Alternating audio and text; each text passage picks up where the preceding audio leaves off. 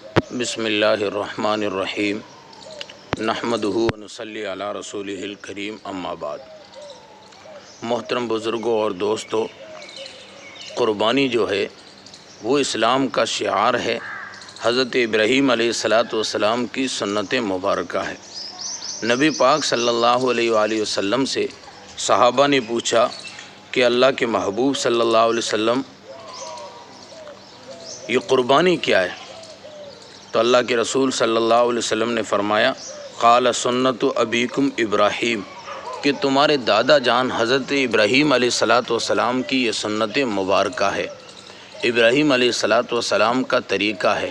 تو صحابہ نے آگے پوچھا کہ قالوا فما لنا فیہا یا رسول اللہ صلی اللہ علیہ وسلم، کہ اللہ کے رسول صلی اللہ علیہ وسلم اس قربانی پر ہمیں کیا ملے گا؟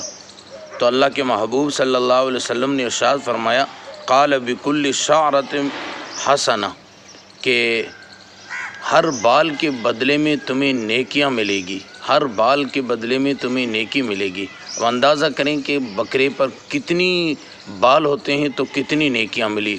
اور قرآن مقدس کے اندر اللہ رب العزت نے فرمایا ہے کہ نیکیاں جو ہے ایک نیکی 10 کے برابر ہوتی ہے۔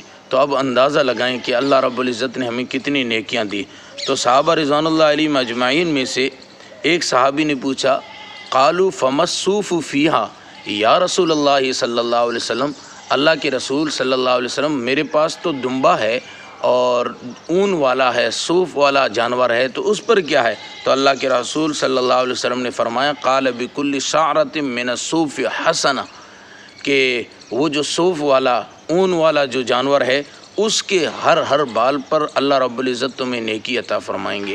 تو اس سے اندازہ لگائیں کہ اللہ رب العزت کتنی نیکیاں عطا فرماتے ہیں قربانی پر۔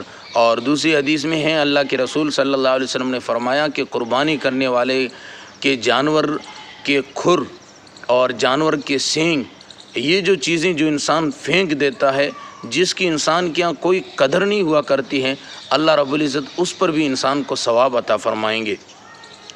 اور قرآن مقدس کے اندر اللہ رب العزت نے فرمایا لن ینال اللہ لحومها ولا دماؤها ولکن ینالہ التقوی منکم، اللہ رب العزت کے یہاں نہ تمہارا یہ گوشت پہنچتا ہے نہ خون پہنچتا ہے، بلکہ اللہ رب العزت کے یہاں تقوی پہنچتا ہے، دل میں جو ہے، دل کی جو نیت ہے وہ پہنچتی ہے۔ تو اس لیے قربانی کرنے کے لیے سب سے پہلے ہم اپنی نیتوں کو درست کریں، کیونکہ اللہ رب العزت نیتوں کو دیکھتے ہیں۔ اور دوسری چیز یہ ہے کہ قربانی ہم کریں کیونکہ اللہ رب العزت اس پر نیکیاں ہی نیکیاں عطا فرماتے ہیں۔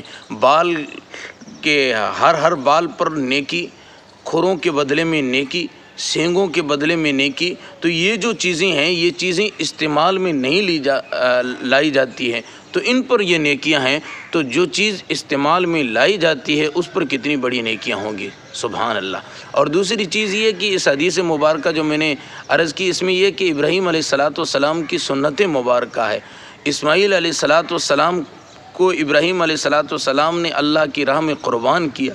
کسی نے کہا بھی ہے کہ وہ فیضان نظر تھا یا کہ مکتب کی کرامت تھی، وہ فیضان نظر تھا یا کہ مکتب کی کرامت تھی، کہ اسماعیل کو کس نے سکھلائے ہی آداب فرزندی،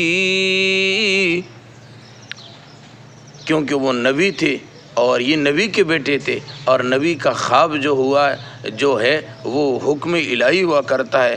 انہوں نے کہا یا ابت افعل ما تؤمر ستجدنی انشاءاللہ من الصابرین، ابو آپ کو جو حکم ملا ہے اسے کر گزریے، انشاءاللہ مجھے صابرین میں پائیں گے۔ تو ابراہیم علیہ السلام کی یہ ایک سنت مبارکہ ہے۔